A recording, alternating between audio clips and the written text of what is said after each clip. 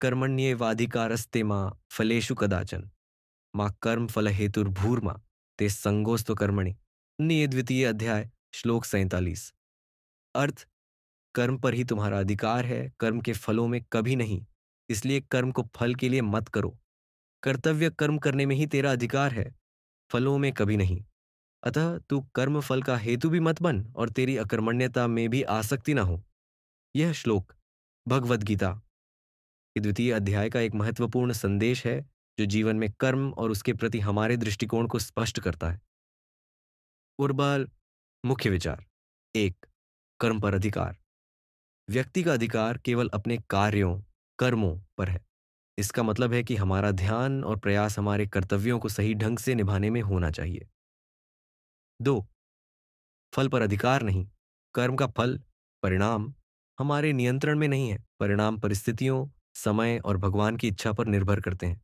इसलिए फल की चिंता करना हमें मानसिक रूप से विचलित कर सकता है।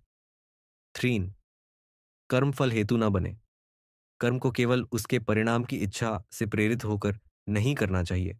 ऐसा करने से हमारा ध्यान प्रक्रिया से हटकर भविष्य पर केंद्रित हो जाता है, जो अकुशलता का कारण बन सकता है। चार, अकर्मण्यता से बचें। श्लोक यह भी सिखाता है कि फल की चिंता मत करो का अर्थ यह नहीं है कि कोई कर्म करना ही छोड़ दे। अकर्मण्यता, कार्य न करने की प्रवृत्ति, भी त्याज्य है। रारार, जीवन के लिए शिक्षा।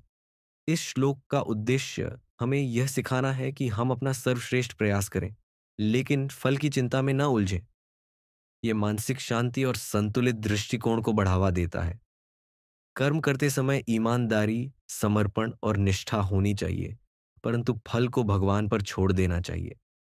आप इसे किसी प्रेरणादायक गीत, कविता या कहानी में भी शामिल कर सकते हैं, ताकि इसका प्रभाव गहराई तक पहुंचे।